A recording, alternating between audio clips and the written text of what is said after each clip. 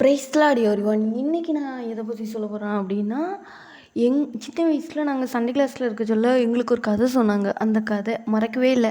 அது இன்றைக்கும் ஞாபகம் இருக்குது. அது என்னென்னா, ஒரு ஒரு அம்மா பையன் 2 பேர் இருந்தாங்க வீட்டில்.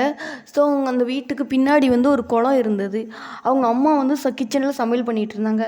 அப்போ அவங்க அம்மா என்ன சொல்லுவாங்கன்னா, அந்த பையன்கிட்ட, பின்னாடி இருக்கிற குளத்துல நீ குளிக்க போகக்கூடாது, நீ வெளியே வந்து விளையாடு, ஆனால் அந்த குளத்துல குளிக்க போகாத அப்படி சொன்னாங்க. ஏன்னா அந்த குளத்துல முதல்ல இருக்குது, அது வந்து உன்னை கடிச்சிரும், ஸோ நீ போகக்கூடாது அப்படி சொன்னாங்க. ஆனால் அவங்க அம்மா கிச்சனில் வேலை பார்த்துட்டு இருந்தாங்க. அம்மா வந்து கேட்கல, அவங்க அம்மா சொன்னது கேட்காம, அம்மா உள்ளே தானே இருக்காங்க, அவங்களுக்கு எங்கே தெரிய போகுது சொல்லி குளத்துல இறங்கி குளிக்க ஆரம்பிச்சிட்டான். கடைசியில் பார்த்தா அந்த முதல்ல வந்து அவனை அப்படி கடிச்சிரும் அப்படி சொன்னாங்க. உடனே அவன் கத்துவான். உடனே அவங்க அம்மா வந்து சத்தம் கேட்டு வந்து பார்ப்பாங்க, அது அவனை அப்படி கவ்விட்டு இருக்கும். அப்படி தான் சொன்னாங்க இருக்கும்.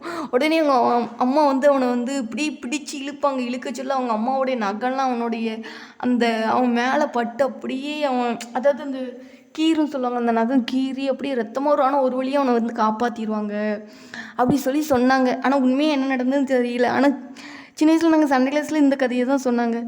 அப்போது கடைசி என்னதான் கருத்து சொல்ல வந்தாங்க அப்படின்னா, ஆண்டவரும் கூட இப்போ நம்மளை வந்து ஒரு பாவம் செய்யாத சொல்ல நாம் அந்த பாவத்தை விரும்பி செஞ்சுருவோம். கடைசியில் நம்மளை ஆண்டவர் அதுலேருந்து காப்பாற்றுறதுக்கு இழுக்க சொல்ல, அதாவது பிடிச்சி அதை விட்டு வெளியே கொண்டு வர சொல்ல அந்த அவங்க அம்மா அந்த பையனை பிடிச்சி இழுத்த மாதிரி சில காயங்கள் வந்து நம்ம அந்த பாவத்தை விட்டு வெளியே கொண்டு வர சொல்ல நம்ம மேலே படுவோம் அப்படி சொன்னாங்க. இதுக்கு எக்ஸாம்பிளுக்கு ஏதாவது வசனம் சொல்லியிருப்பாங்க, நான் மறந்துட்டு. கிட்டத்தட்ட இதெல்லாம் சொல்லி எப்படியோ ஒரு 15 வருஷம், எப்படியோ ஒரு 10 வருஷத்துக்கு மேலே இருக்கும் இந்த கதை சொல்லி. ஆனால் அந்த கதை மட்டும் மறக்கவே இல்லை அப்படின்னு ஞாபகம் இருக்குது. அந்த மாதிரி எங்கள் சண்டே கிளாஸில் நிறைய கதை சொல்லியிருக்காங்க, அதெல்லாம் நான் உங்களுக்கு ஷேர் பண்ணுறேன்.